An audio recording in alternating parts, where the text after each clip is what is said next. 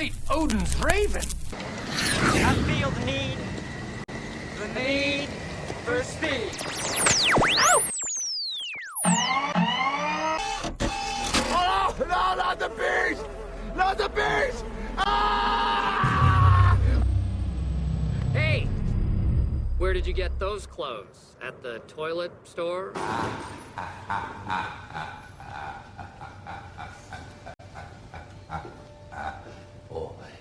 And I thought my jokes were bad.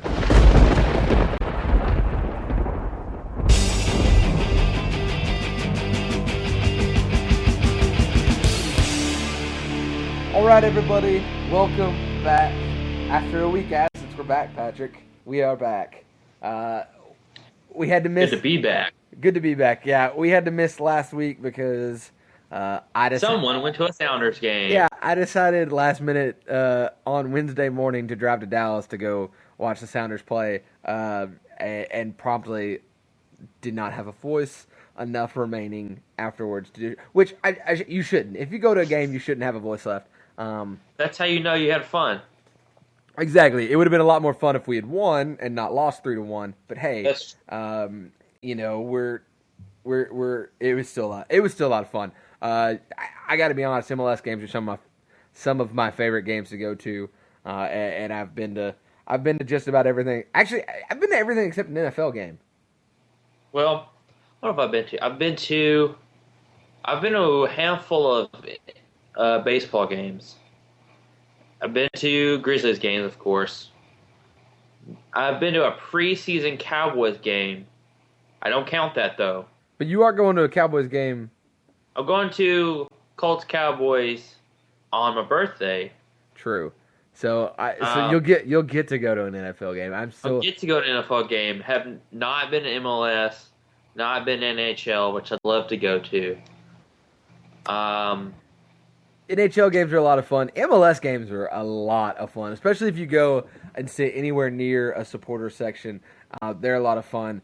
But yeah, so we're back this week. Obviously, you're listening to us talk to you about sports, so obviously we're here. But hey, you know what, Patrick? It's one of your favorite times of the year. I know. Postseason baseball. It's time for postseason baseball. So we're definitely going to talk about some postseason baseball. Of course, we got your football coming up later down the line on the show. But we are going to start with some Major League Baseball because, hey, last night, Tuesday night, was the start of postseason baseball. See it going to extra innings. What a start. Incredible walk-off win by the Kansas City Royals, making it to the division series. Can we just, how far will they go? I don't know. Can we pause for a moment? And I want to hear you tell me something. What's that? I want to hear you tell me something about Kansas City.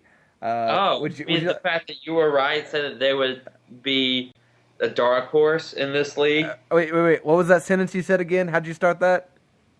You were right. Yes, I was right. You were definitely right. Kansas City not only had a good season, not only was a dark horse in their division, but they have now made the playoffs and won the first game of the wild card play-in game, whatever they're calling that now, to get into the divisional series where they're going to be facing the LA Angels, which is going to be a fun little series. So I just wanted to make sure you knew that what again? We give credit where credit is due in this podcast. The Kansas City Royals made the playoffs, and yes, I called that in March, in either late March. No, it would have been late March. I called it late March. You called it late March. So look, playoff teams will start in the AL. You got Kansas City, Oakland. Obviously, just got knocked out by Kansas City last night. You got Detroit Detroit playing Baltimore, and then you got Kansas City playing the LA Angels. So let's start with that Detroit-Baltimore series. Baltimore obviously has been a pretty good team almost all year long. Played really well down the stretch. What do you see happening in that matchup? That matchup is good because you have the Tigers, who have incredible starting pitching, versus Baltimore, who has incredible power, leads the league in home runs, I'm pretty sure. Baltimore also has some solid pitching, not nearly to the level of Detroit. I mean, if we were going to pick, I would give the upper hand to Detroit because they're probably the more well-rounded team because they do have the offense. They have Cabrera. They have Torrey Hunter. They have probably one of the best starting pitching rotations in baseball. You have Verlander. You have Max Scherzer. You have David Price. You have Anibal Sanchez. And then you can just go on and on and on down to the closers, bullpen. Just solid, well-rounded team. Whereas Baltimore, that's probably where they're slipping, is where their pitching rotation, their bullpen. Their offense is what keeps them in games. But if we're making picks, are we making picks? I think we kind of unofficially are. We're unofficially making picks, so I unofficially picked Detroit to win the series. You know, I hear what you say, and I'm actually going to refute a lot of it, because I know a lot of people get really into stats and metrics in baseball and stuff, and there are a lot of stats that I don't think are important, and so I've kind of narrowed down the four, so to speak, 2 offensive, 2 defensive, important stats that I think there are in baseball. And if you look actually at the pitching stats, we'll start with the pitching stats. If you look at pitching stats, specifically ERA and the opponent batting average, which I think are big deals. They don't tell everything about a team, but they tell a lot about their pitching staff. The Tigers, of the teams in the playoffs on both sides, are actually the worst in both ERA and opponent batting average. In just the AL, entire AL, all the AL teams, the Tigers are ranked 11th in ERA and 12th in opponent batting average. So I think, and not to say that their pitching staff isn't good, because obviously it's good, but I think their pitching staff, because of the names that they have on it, gives a little bit of I can't think of the word, but kind of puts a sheen on how good they actually are. I mean, you think 11th and 12th in those just in those stats, and granted they're okay and some of the other ones pitching wise. You think, I don't know. Now, granted, the names you mentioned are guys that have playoff experience, that guys that if they can go the distance, if they can have good games, obviously the Tigers stand a good chance. But actually, surprisingly, where the Tigers are really good in offense, you look at their second runs in the AL and their first in on-base percentage in the AL, which I think we may not kind of think of them so much as a hitting team. Now, obviously, again, the guys you mentioned, great batters. We think of them more as a pitching team, but really they're actually a little bit better on the offensive side. That being said, Baltimore is actually 3rd in ERA, 5th in opponent batting average. So we think of them as a power team, but they can pitch a little bit. You look at them offensively, runs, they're 6th. On base percentage, they're 11th. That's not too big of a surprise. A team that hits for a lot of power is probably going to hit a lot of fly balls, is probably going to strike out a little bit more. That being said, though, I'm going to kind of agree with you, even though I just said that about their pitching stats. In the playoffs, it comes down to which team can pitch. And I trust the Detroit Tigers pitching, those big names, Scherzer and those other guys. I trust their starters. I don't know about their bullpen as much, but I trust their starters to win, to keep them in some games and to win them some games. And clearly they've got some hitting that they can deal with that I like as well. So all that said, I think I'm going to say Detroit too. It's kind of one of those toss-ups where you could see it go both ways. Yeah, but I think it's going to go 5. I definitely agree. It could probably go 5. It's one of those things where you trust the name rather than the numbers, because all the names on Detroit are veteran guys who pitched the postseason before and have made significant runs. So you trust that veteran experience more than you do that regular season statistical power that Baltimore had. Yeah, I think in that case, it's definitely a good point. Other side of that one, we got Kansas City, LA. What do you think? What do you see in that series? Well, as we saw with last night, for those of you who watched that incredible game, Kansas City, they have a little bit of pop, but they play small ball. They do what is necessary to get runs rather than swing for the fences like a lot of teams do. Also like what Anaheim is known to do.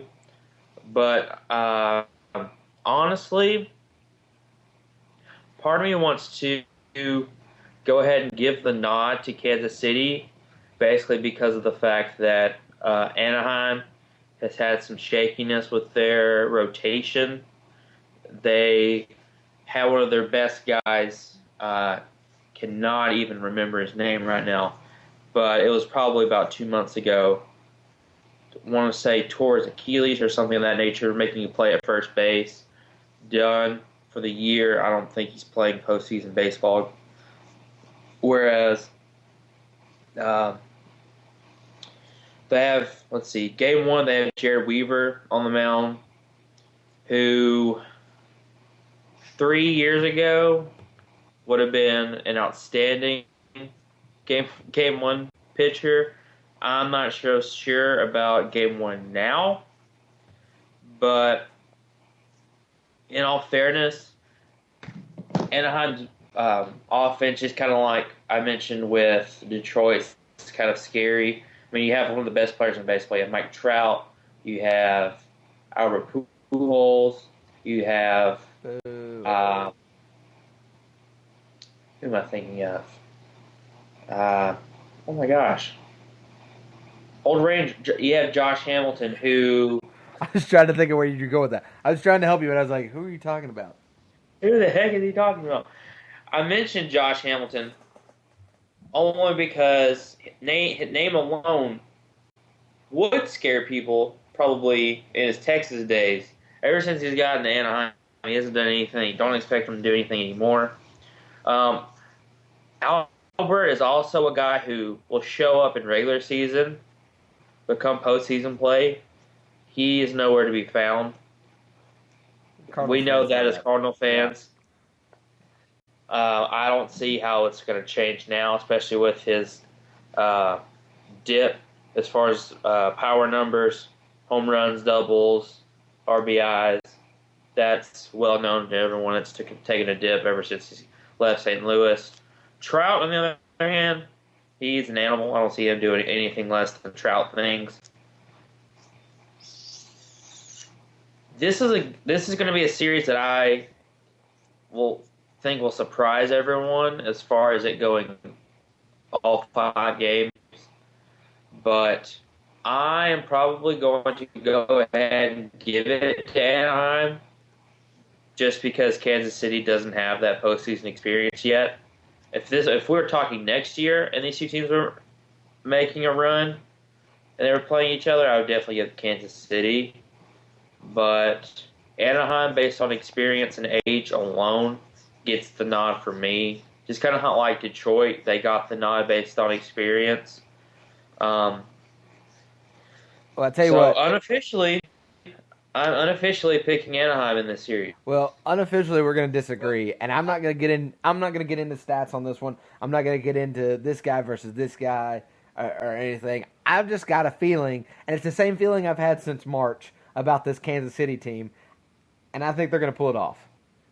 We're going to say you can't ignore your feeling once your feeling got you your prediction rather than getting the playoffs and winning the postseason game last night. Yeah. So you'd be an idiot if you didn't go with your feeling. Yeah, I picked Kansas City as my dark horse early on, and I'm going to keep them as my dark horse at least for this round. And I'm going to say they get through and beat the Angels of the Anaheim Angels of LA, or the Anaheim, whatever they're calling themselves, however that name works out these days. Whatever they want to call I'm themselves. I'm thinking Kansas City. So let's move to the National League real quick. You've got a San Francisco-Pittsburgh game tonight, as we're recording, but or after we're recording, you won't get this podcast until after that game's happened. So we're not really going to so much pick that game. We'll kind of talk about both teams. Do you see either one of them beating Washington? Let's just get that out of the way. No, I don't see anything being Washington. I don't understand how Washington is as good as they are. Why they don't have, I guess you can't really base it based off name power alone, but they don't have those big names that you would see as far as a World Series contender or World Series winner. They have, you would argue they have Strasburg, but Strasburg hasn't done anything in the last 2 years. Well, look, they have Bryce Harper. But Bryce Harper is not as good as everyone thinks they are. So you can just forget about those two guys. Well, look, they're first in team ERA. They're sixth in opponent batting average. You look on the offensive side of the ball, they're third in runs. They're fourth in on-base percentage. So while they don't have that big name that you mentioned outside of Strasburg, outside of Bryce Harper, which is he a little overrated? Probably. But I also think you're hating on him a little bit too much, probably. Because I know you don't like him. So it's probably... Harper? Yeah. Harper's a tool. Yeah. So I'm not afraid to give credit where credit is due. I'm not afraid to admit I'm wrong. I'm not afraid to admit my mistakes. But Bryce Harper's a tool, and he's not really that good at baseball. No, don't make me wrong. He's a great player. He's in the MLB. He's an all-star. Pretty sure was he in the home run derby 2 years ago? I think so. I want to say he was. I could be wrong. But with that being said, did he deserve to be there? Probably not. Did he deserve to be in the derby? Probably not. I think we can sense a little bit of hate. Injury prone? Yes, he is. I think we can sense a little bit of hate coming from Patrick. I'm not going to say he's that. Man, he gets too much credit, too much hype. He's overrated. I think he might be overrated, but I don't think he's as terrible as you're trying to make it sound. He's terrible. I won't go that far. But I think they're going to win that series as well, no matter whether they're playing Pittsburgh, no matter whether they're playing San Francisco. Sure, Pittsburgh's got some decent pitching. They've got a pretty good offense. The Giants, I don't think the Giants are going to win that game. Their pitching's not that great. Their offense isn't that great either. They're all lower levels in terms of kind of those stats I've been mentioning, except for opponent batting average. They're pretty good at that. But outside of that, not good enough, I don't think, to do anything in the playoffs. So I think Washington's going to win that series as well. So the other series, which I think is going to be the better series and probably a 5-game series as well, St. Louis versus L.A. Obviously, LA's got the pitching that makes that a super scary team in the postseason. LA, as soon as I got the update on my phone that told me that St. Louis was playing the Dodgers, I wanted to cry because I knew we were playing probably the best pitching team in all of baseball. Not only that, but I knew that St. Louis has had trouble putting runs on the board all year long. And put that plus Zach Greinke plus Clayton Kershaw plus that entire rotation, add that together, and I have this gut-wrenching feeling inside my soul that tells me that St. Louis is not going to do well this postseason. Do I want to be wrong? By all means, I want to be wrong. But I don't know. Adding those two together, plus LA has a pretty scary lineup as far as offense. So yeah, I can see the worst happening for us Cardinal fans. Yeah, I think out of sheer Cardinalness, them being Cardinals and playing the way Cardinals tend to in the postseason, I think it takes this series 5 games. But I think LA wins it. And I think in the end, it ends up being one of those things where the Dodgers are going to win a couple games like 8-2 or something. And then the Cardinals are going to win like a 3-2 game and a 2-2 game. Or not a 2-2 game. Like a 3-2 game and a 1-2 game or something are going to be the only games they win, and LA is going to destroy them in the other ones. I think it's going 5 games just because I think St. Louis is that type of team that can stretch it 5 games. Right. But top to bottom, that rotation's too good for St. Louis to beat them enough. I will to say get out of this, the series. though. I'll say this to give a ray of hope for St. Louis. Those two teams have met in the postseason quite a bit in recent years, and that's always been the problem with that matchup. Not enough offense versus a lot of great pitching on the other side, being LA, and you always see St. Louis somehow pulling off and going to the championship series. No one can explain it, but that's how it happened. Yeah, and that's kind of thing. Now, look, as a fan of the Cardinals, obviously I want the Cardinals to win that series for sure. But I don't know. I don't think that the Cardinals this year are good enough to win that series. I think the Dodgers are going to pull it off. But it's one of those where if money was on the line, you'd pick LA. But if it's just pure heart and soul, you're going to pick St. Louis. I think that's a good way to do it. Now, don't get me wrong. I would love to see a KC versus St. Louis World Series. World Series? Is it going to happen? That'd be freaking amazing. Probably not. But I do think there's a chance that the Cardinals can win it. And if it goes 5 games, that gives the Cardinals the best chance to win it. But like you said, if I was putting money on it, I would put money on Los Angeles winning the series.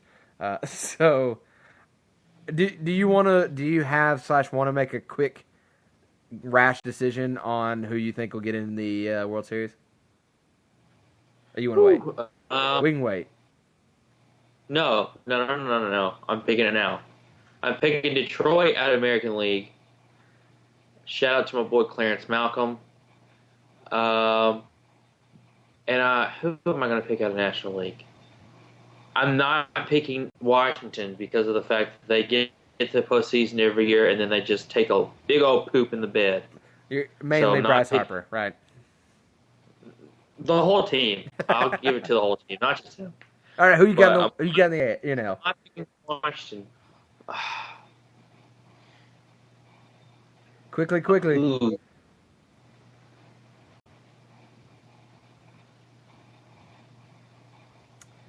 Well, I'll tell Detroit you. Detroit Dodgers. Detroit Dodgers.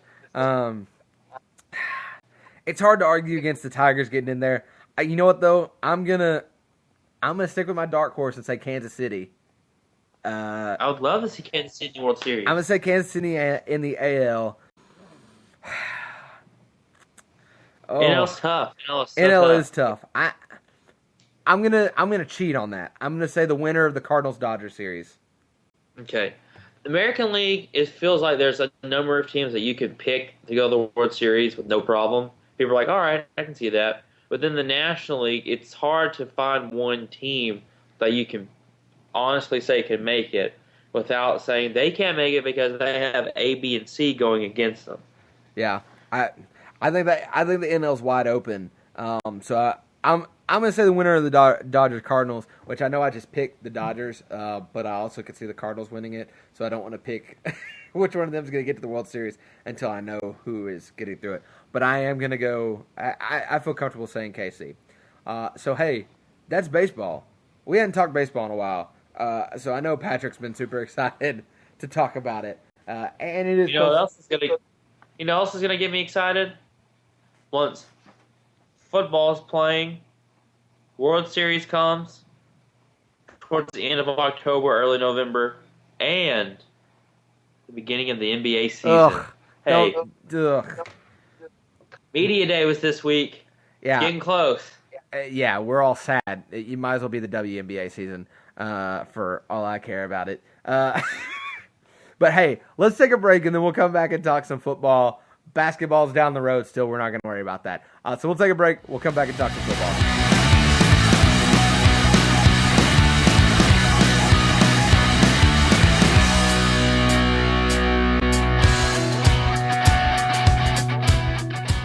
Guys, welcome back. It is now time to talk college football for this week. Obviously, we missed last week.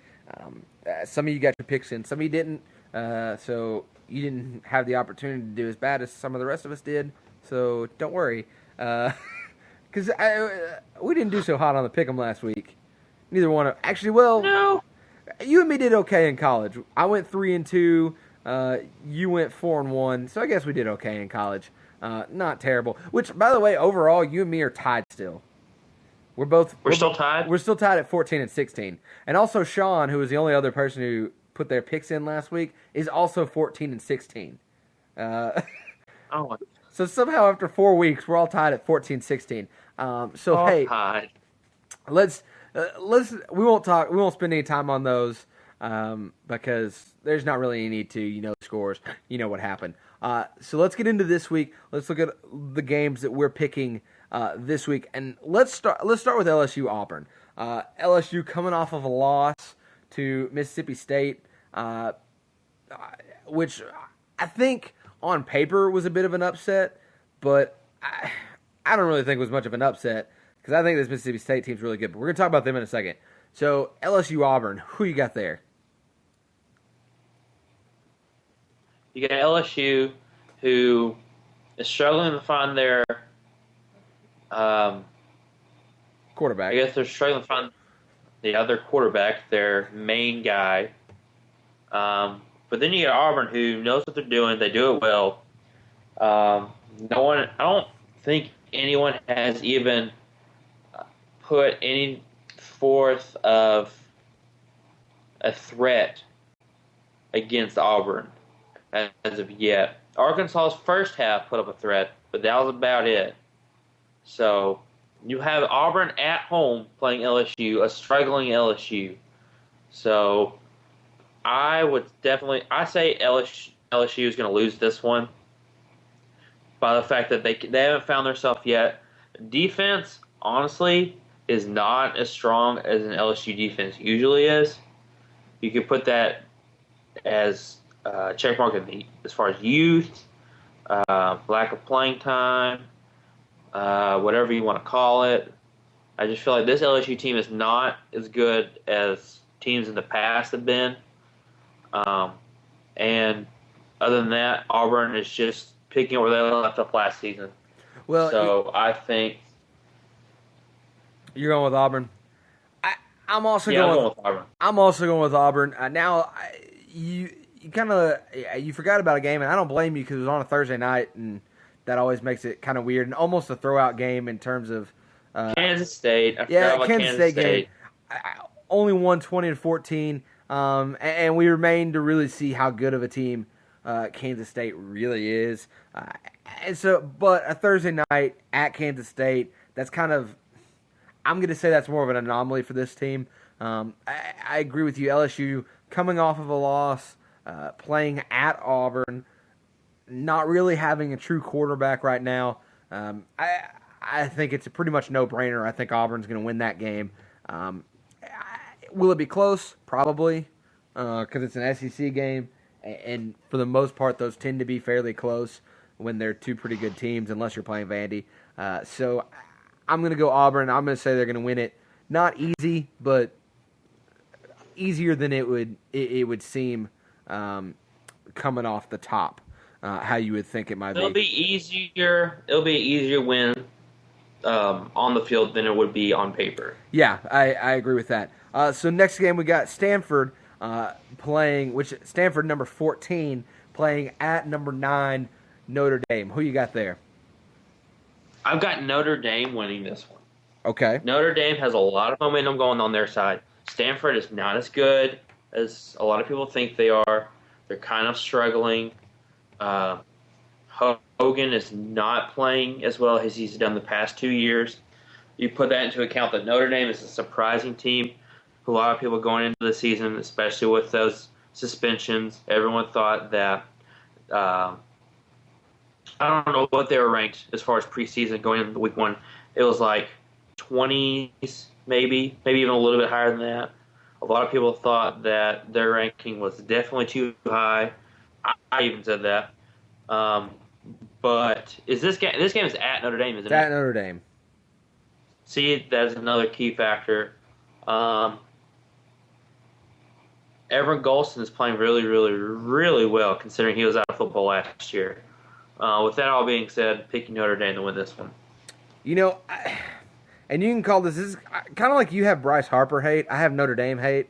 Look, I have Notre Dame hate too, but I want to get a win here so I can move ahead and be the clear favorite number one in our Pick'em Challenge. Well, I think you're going to be wrong. I'm going to pick Stanford. Call it my Notre Dame hate, call it whatever. For some reason, I still just don't trust this Notre Dame team yet. Now, that's fair though. They've played better than I thought they would already. They've recovered nicely from those guys being suspended at the beginning of the season. But something just tells me that Stanford's going to win this game. I think Stanford's going to come in.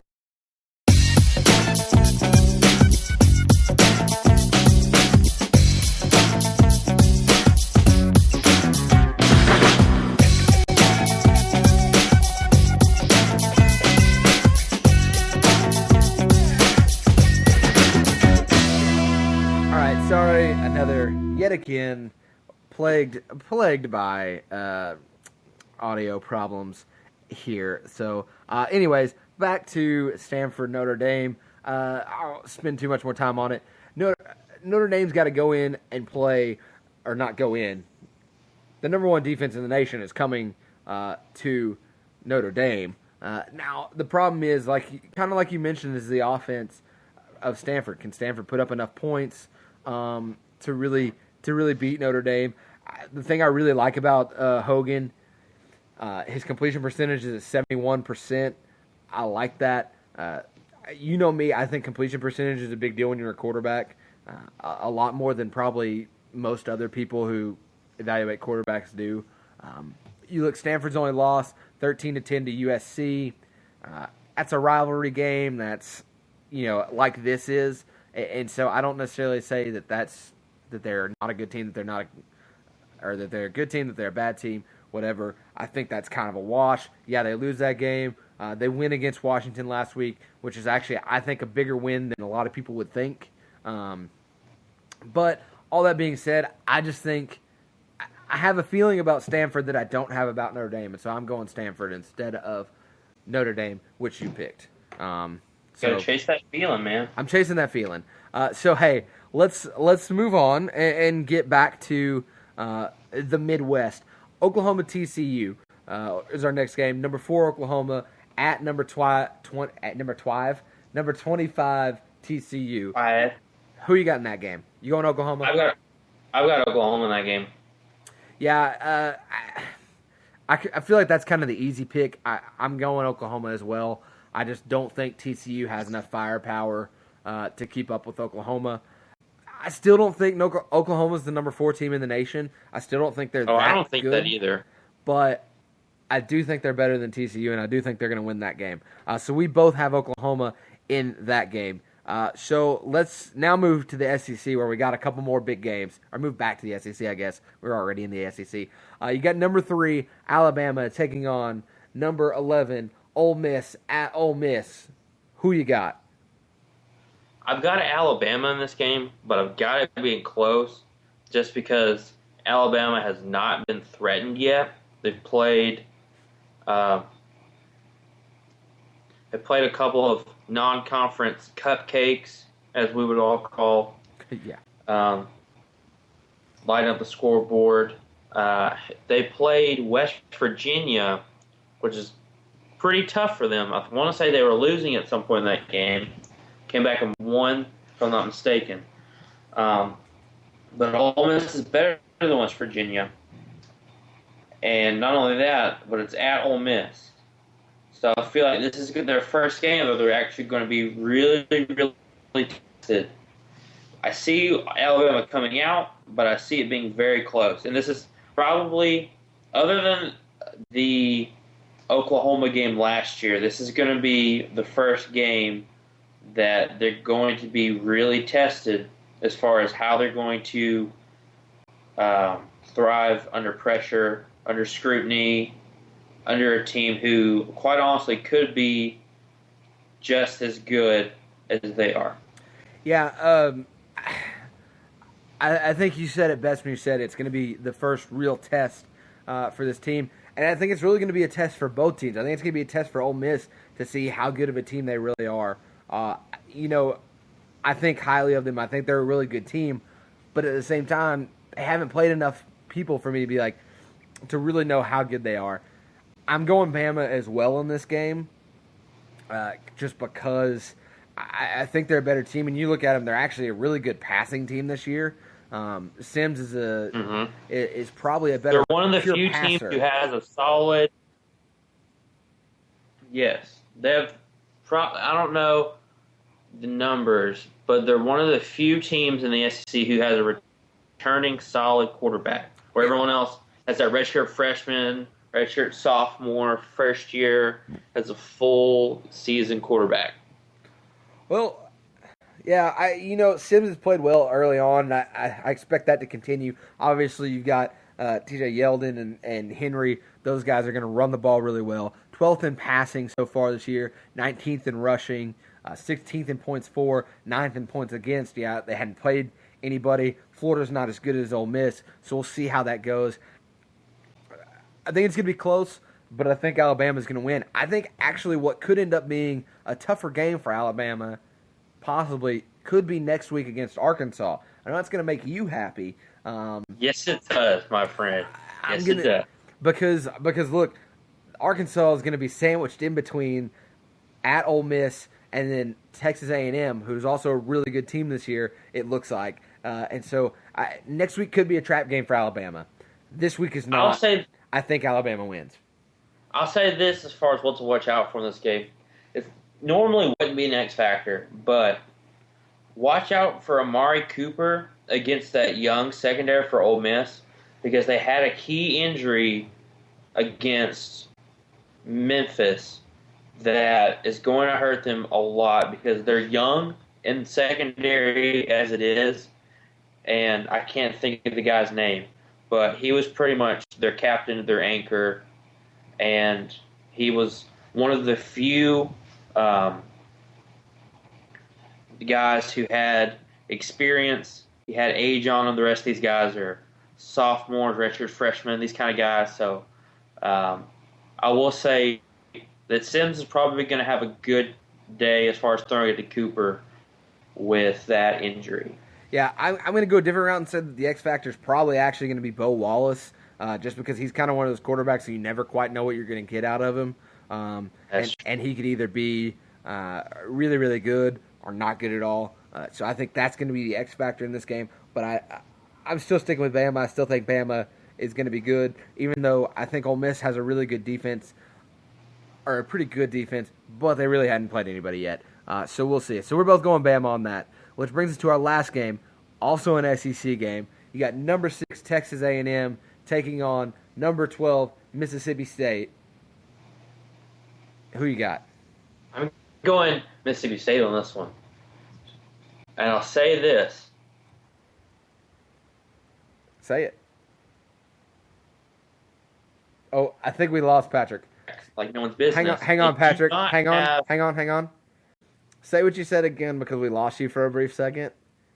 And so you said you would say this, and then it cut. So what were you about to say? Like I was saying before it cut, Arkansas has a great rushing attack.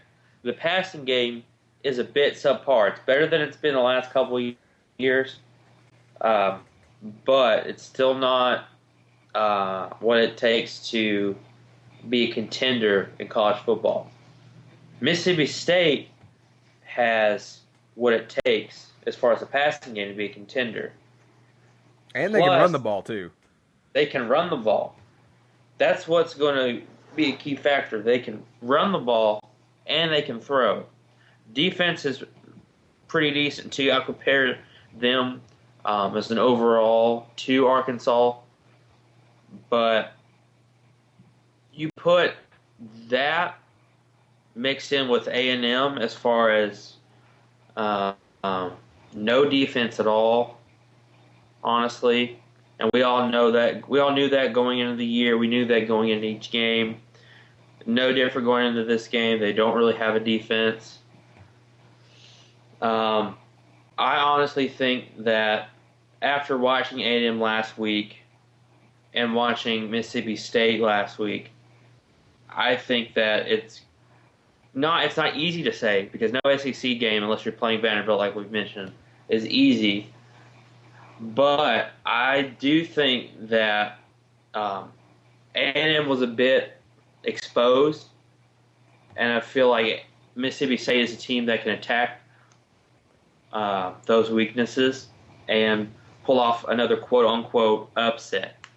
Yeah, a number 6 playing a number 12, hard to really say. Really an upset. Not too much of an upset, but it's still a bit of an upset. And I'm going to agree with you on this for a large part of the same reasons you said. Obviously, I think Texas A&M got exposed a little bit last week. Did not play good against a team that really they should have beaten pretty easily. Not super easily, but you look at what Auburn did against them. And if you want to be the number 6 team in the nation, if you want to be undefeated, you got to play a little bit better defense than that. And really, they probably should have lost that game last week. Multiple times they should have lost that game that week. So they shouldn't even be number 6. They should have a loss on their record. But I'm going to say something, and it's not as much of a shock, and I wish I had said it at the beginning of the year because I had thought it, and I may have said something along the lines when we were talking. I think Dak Prescott is one of the top candidates for the Heisman right now. And you have told me that before. You've not mentioned it on the show ever, but you've told me that via text before. I think he is, and I think this game is going to be his showing out party. And I think if a single game wins him the Heisman or puts him super high up in the Heisman voting, it's going to be this game. I think he's going to have a really, really good game. Their guys rushing the ball are going to do really well. Obviously, he's second on the team in rushing with 378 yards already this year. He's got 3 rushing touchdowns. He's got 11 passing touchdowns. He's not a one-hit wonder. He can run the ball. He can pass the ball. And I think Texas A&M is going to struggle with that. They had trouble stopping the run last week against Arkansas, with Arkansas being a team that's not that good at passing. So having him being a true dual threat by himself and then having a team around him that can accentuate that dual threat, I don't think it's going to be as close even as a lot of people think it might be. I think it's going to be, a 10, 12, 14-point game in Mississippi State's favor. So that's what I think. Dak Prescott for Heisman. Start that hashtag because he doesn't get enough credit for what he does. I don't think he gets enough credit because he plays at Mississippi State, who obviously is kind of one of the quote-unquote redheaded stepchildren of the SEC. But they're a good team, and I like the way they're playing. I think they win this game, and then that's going to set up a really, really good game next week against Auburn. So that's ahead. That's a little bit ahead. We'll probably pick that game next week.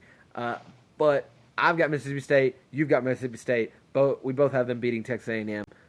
So that's that. So, hey, that's college football. We're going to take a break, come back, talk NFL, talk some fantasy football. So we'll do that right after this break.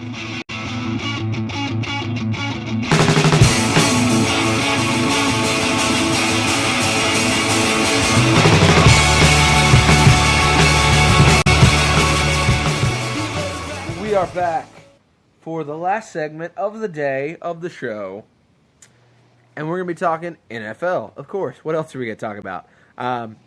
So let's talk our matchups first, and we'll get, of course, into our fantasy picks, our starts, our sleepers, our sitters for the week. But let's start with our pick'em, and we're going to start in a game that you will enjoy for sure, hopefully, and that's Baltimore versus Indianapolis. Baltimore versus Indianapolis. I don't know why I thought I got it mixed up because the Colts used to be in both places. So Baltimore versus Indy. Who you got? Ooh, I've got Indy in this one, but let me give you something key. The Ravens are coming off of a great offensive game last week. Steve Smith.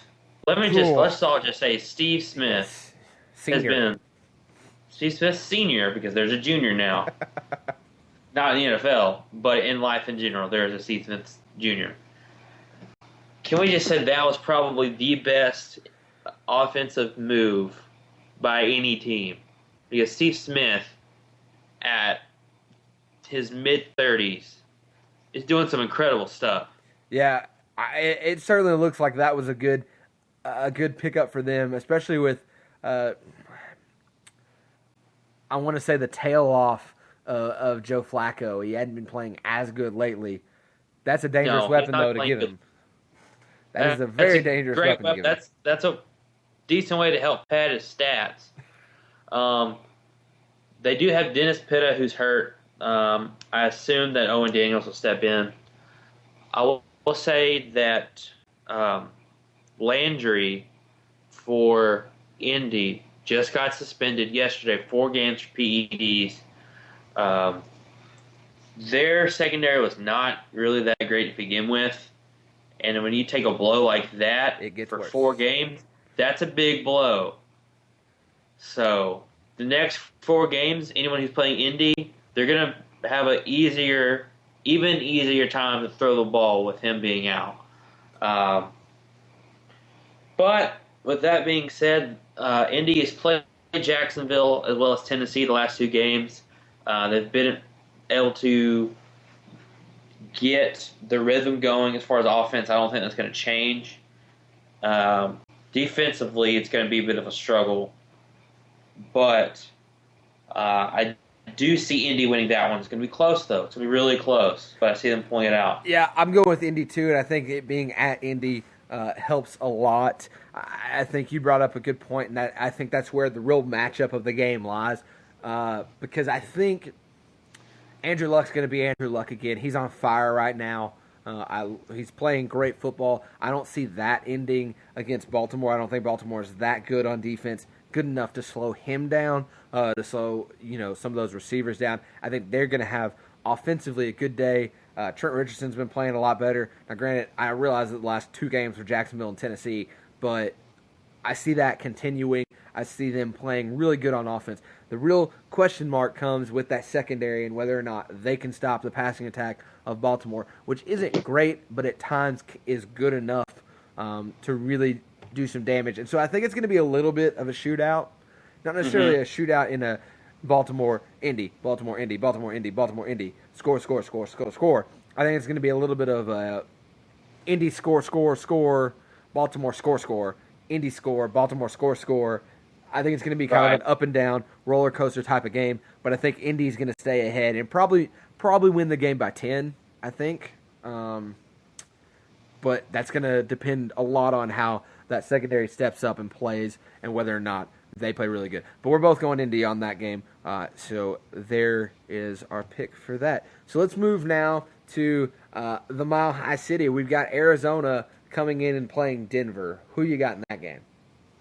That's a really good game. Arizona has, in some ways, they've met everyone's expectations, and then in some ways they've exceeded people's expectations. The ones that they've succeeded, which includes mine, would be those who took into account all the defensive injuries they had going into the season. But is this game at Denver or at Arizona? It's at Denver. That's why we're in the Mile High City.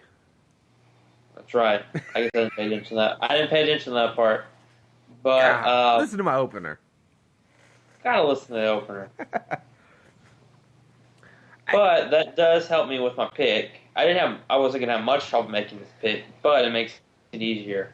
Let's take into account Peyton Manning's playing. It's regular season. Playing in Denver. Plus, this Arizona defense is good. Don't get me wrong, it's good. Better than I thought it'd be.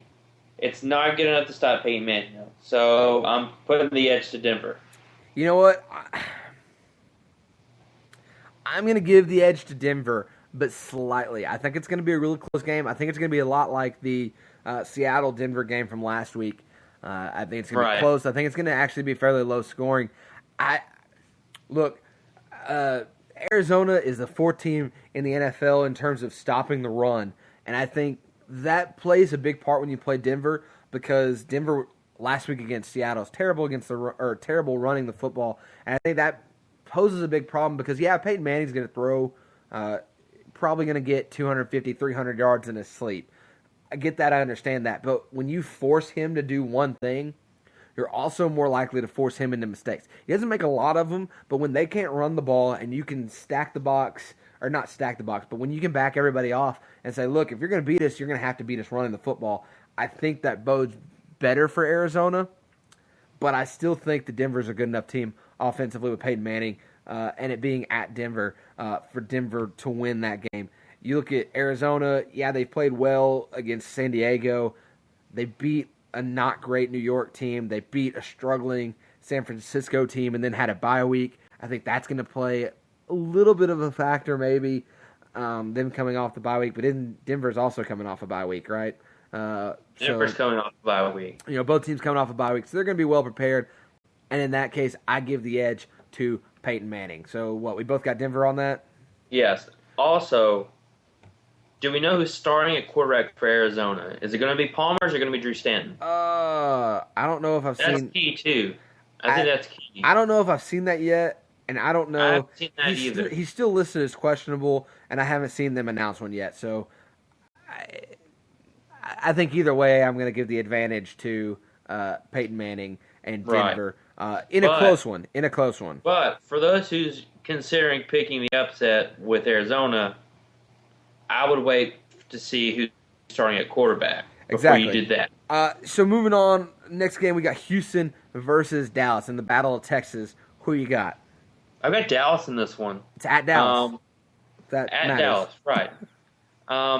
Going into the year, a lot of people would say that this would be one of the few games that Dallas is going to win. But Dallas is actually a really, really good team this year. They're exceeding literally everyone's expectations, even coaches' expectations. False. As far as defense? They're not exceeding everybody's expectations. As far as defense? Maybe. But do you realize that you're sitting across from somebody who picked them to be in the playoffs this year? I'm just saying. They're my Kansas City Royals of the NFL.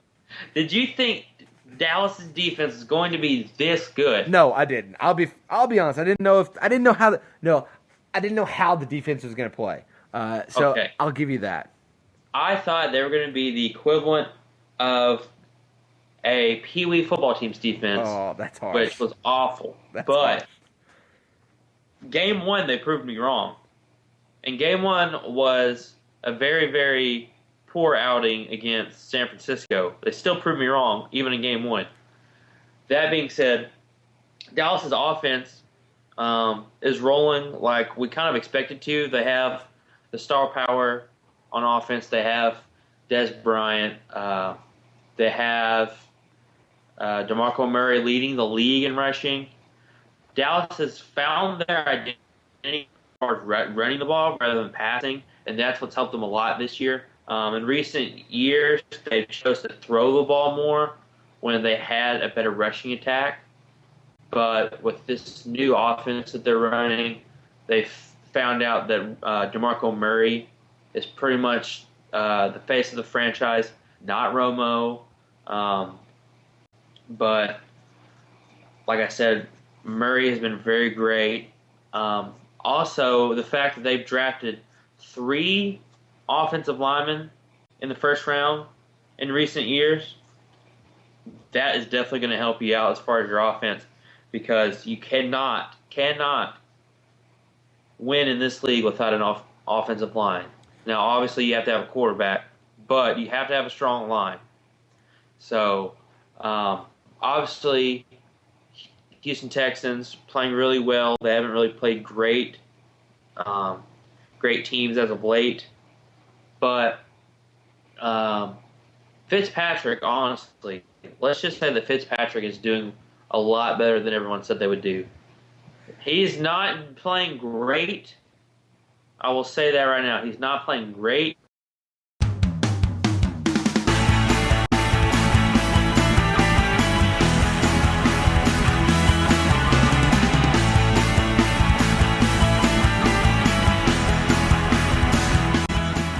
Again, about typical for how this has been. So we're talking Houston, we're talking Dallas. Patrick brought up a lot of good stuff, talked about how much better that offense and defense has been for Dallas. And Ryan Fitzpatrick is playing, I would say, Alabama-like at quarterback. He's doing a very good job managing games, doing just enough to get them wins, not enough to really be like, oh, hey, he's a great quarterback, but just enough to get him by. I think, and you said something about DeMarco Murray being the quote-unquote face of the franchise, and I'm not ready to say that yet. I think the difference is what you've seen is that, like you did mention, they do have a lot better offensive line this year, and that's helped. They have a better defense this year, and so I think they feel like they don't have to pass the ball as much. You look at the last 2 games, or I think it's even the last 3 games, that Tony Romo's had under or 30 or less pass attempts a game, and they've won those games. And in games that he's had, I saw a stat, something about when he throws passes over 30 times, they're not nearly as good as when he passes under 30 times. And they've been able to do that this year, and I think that's been important. I like the way Dallas is playing as well. I've got Dallas winning this game. DeMarco Murray is going to get his yards. I think a lot of that has to do with, again, how good their offensive line is. I think the thing that Dallas has to worry about going forward is they have to find, or they need, a second running back, somebody who can take a couple carries off of DeMarco Murray. You look at it, he's almost got 100 rushing attempts through 5, or well, they've only played 4 games. 4 games. So through 4 games, he's already got 99 attempts. And I just worry about a guy like that having too many carries on him for later in the year. You're going to want some carries back. I mean, he's on pace to get almost 400 carries.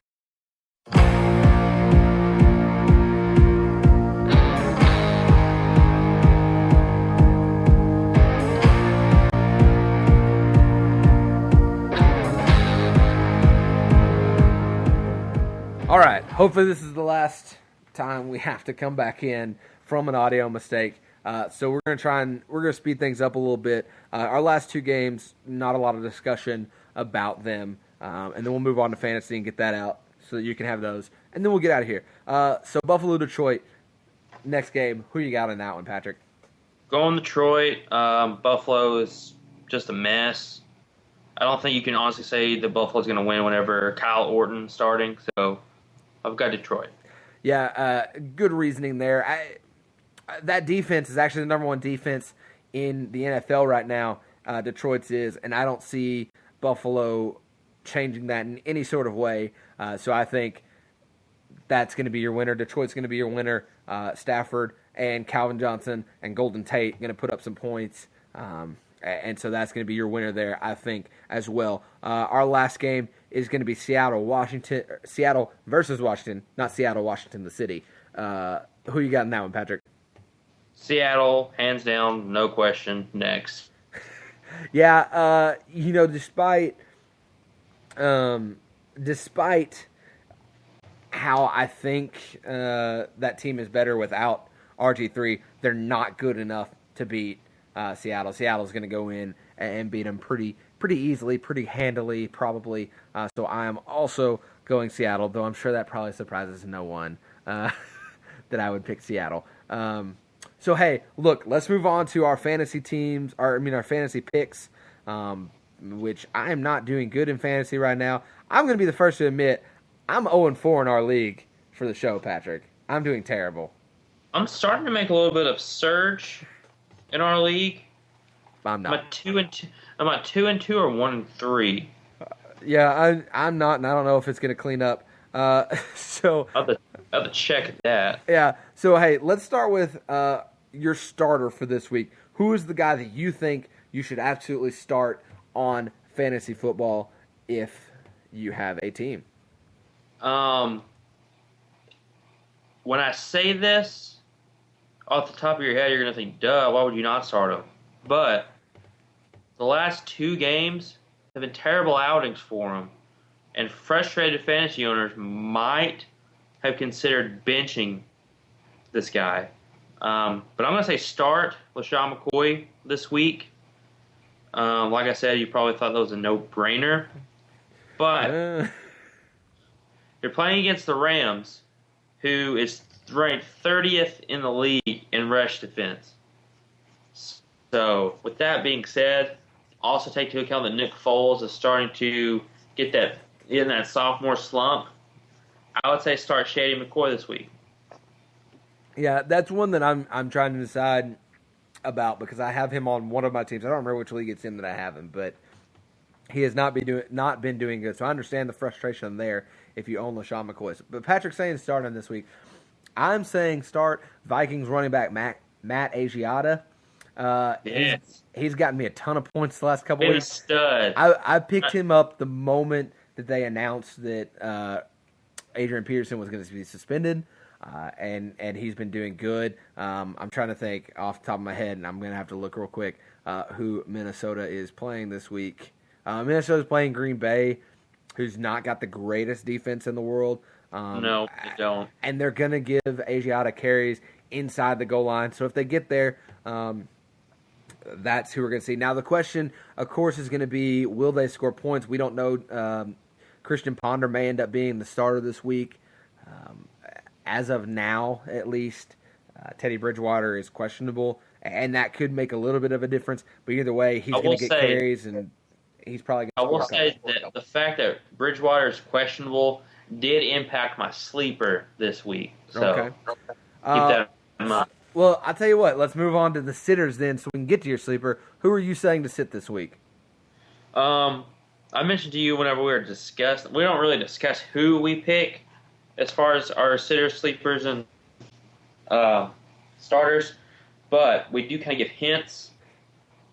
And I did tell you that this one might also be considered an obvious one, especially after last week's outing. But if you have Kirk Cousins starting in your league this week, do yourself a favor. Avoid the 4-interception twice in a row outing, especially when they're playing Seattle. Just put them on the bench. You're better with your Ben Roethlisberger, your Andy Dalton, Eli Manning, those type of guys. Well, I don't know if you're better with Eli Manning. I don't know. Eli put out 36 points last week. Yeah, but it's still Eli Manning. He could just as easily have a 4-interception game this week.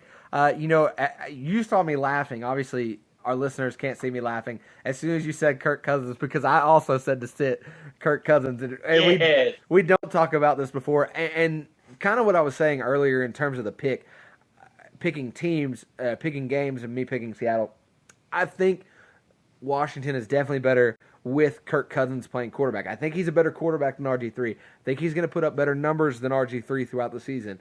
But he is going in and playing a defense that honestly has been overrated this season. They hadn't played that great. They played better against Denver a couple weeks ago, but as far as the Seattle defense goes, they haven't been playing real Seattle defense.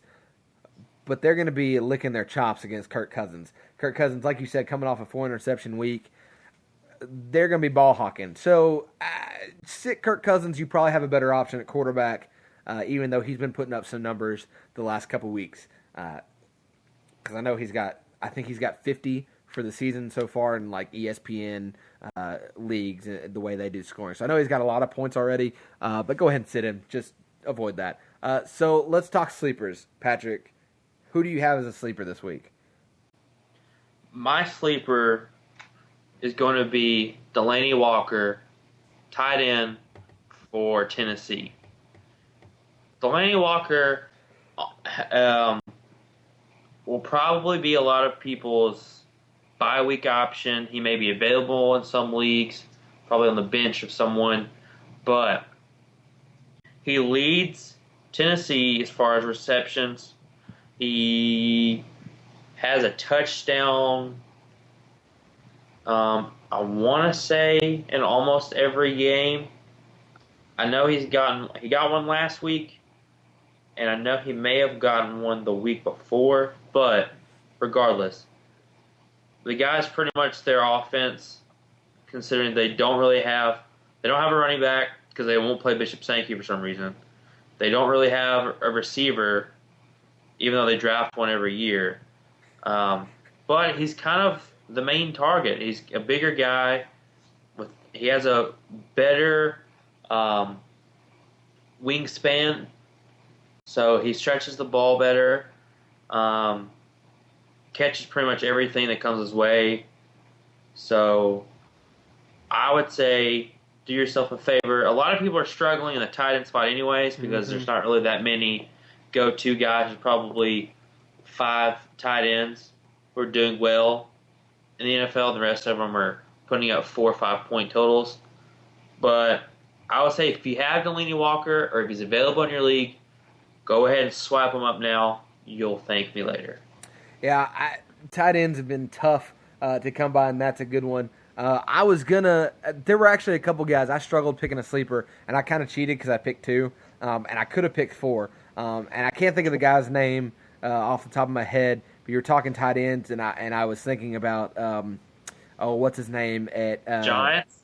Yeah, the Giants. Larry Donnell. Donnell. I was thinking he might be considered a sleeper, and you might start him this week. But instead, Another sleeper. my other option that I was going to pick and then I didn't was going to be Bishop Sankey. They've actually kind of announced that he's going to be getting more carries this week. He should. Yeah, I think he's there. He should be their running back, and he for some reason hasn't been. I don't know but why. Sean Green hasn't been putting up the numbers, and so I think. Let's see. I'm trying to think. He got, 22 snaps last week, and they're talking that he's probably going to get more. He could be a smart guy to pick up if you're struggling at running back. I know there's not a lot of depth at running back this year, and that's kind of something I've been struggling with too. But my real sleepers, I've got 2, and they're both receivers. I'm saying Allen Hurns is going to is going to have another big week, even though he's had several already this year. And Doug Baldwin with Seattle is another guy to pick up. If you're having trouble with receiver depth, because it seems like that's a little bit of a iffy spot too. Those are good guys to pick up. Hurns is playing against a Pittsburgh secondary that hasn't been great this year. Got a couple injuries too. Yeah, and is Bortles starting now? Have they decided if he's Bortles starting? is officially the starter for Jacksonville. Bortles has kind of developed a little bit of, I guess Hurns is kind of a safety blanket, which is weird to say on that team. They probably have chemistry, considering Hurns is probably playing a lot of second team. Yeah, so practice. There's a little bit of a safety blanket comfort with Bortles and Hurns there, so I expect Hurns to keep getting catches and keep getting points. So he's a sleeper. And then Baldwin, playing against that Washington defense, that Washington secondary, that gave up a lot of points last week, has given up a lot of points at times this year. Baldwin's a guy that, Percy Harvin's obviously the real dangerous one. Marshawn Lynch, another dangerous guy on that offense, but a guy that often gets overlooked and makes a lot of big catches is Doug Baldwin. So, again, if you're in kind of one of those, you've got a guy who should be putting up a lot of points, but he's been putting up 6-7 points the last couple weeks, and you're thinking about making a change, go for a guy like Allen Hurns, go for a guy like Doug Baldwin. They've been, I don't want to say safe picks, but they're guaranteed to get you at least 5, 6, 7, 8 points a game. So if you need another guy and you've been struggling finding a guy, you might go for them. I think they're going to put up big points this week. I'll add a second sleeper just to copy you. To my 4. But only if Bridgewater plays. This is the one I was mentioning earlier. Yes. How it changed my sleeper. If Bridgewater is a go for this week, pick up Jarius Wright, receiver, because he was mainly second team, maybe even a little bit of third, along with Bridgewater. But last week when Bridgewater stepped in, those two were, let's see, what was the number? Jarius had, I believe, 8 catches for 130 plus yards. I believe he had probably 5 or 6 more catches than anyone else, which shows you they had a lot of chemistry in practice. So if Bridgewater is playing, I would say make the leap, pick up Jarius Wright, former Hog. He's going to get you a lot of yards. Yeah. There it is. There's our picks. There's our fantasy picks, our guys for this week.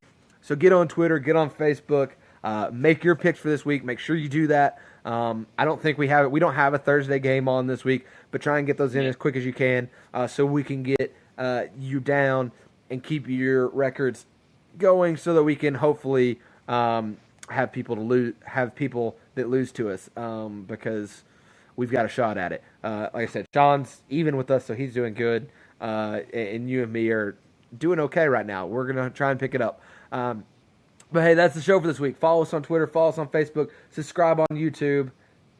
Patrick, give me a finger to tell me he needs to say something real quick. I will. This is a common thing. We always wait till the end. Actually, we probably always forget about it. But we're going to mention the high score for last week in our fantasy league. Yes. It's on there. Let's go. Where's the scoreboard? We're going to go week 4. By the way, Austin Marks, I'm coming for you this week. Getting a little trash talk in. By the way, I'm 2-2, in case anyone wanted to know. I didn't know this. I guess I'm kind of have to gloat a little bit, but you're talking to the highest pointer of last week with 105 points, playing against you. Yeah, it was against me, and I was probably the low scorer for the week. I did not do well. Actually, no, you are not the low scorer. I won't kind of throw him out of the bus, but you definitely were not the low scorer. Oh, well, I didn't do good. But hey, let's get out of here. We got to go because we're out of time. But subscribe on everything, comment, like, retweet, all that good stuff. Send your picks, people. Send your picks. Send your picks. We'll see you next week. We're out.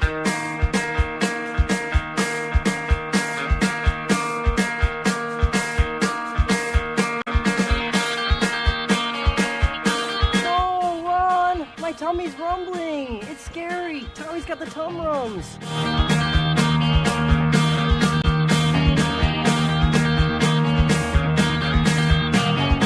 In America, it's bling bling, but out here, it's bling bang, huh?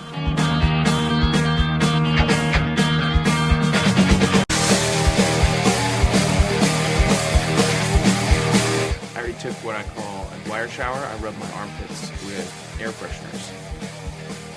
New call.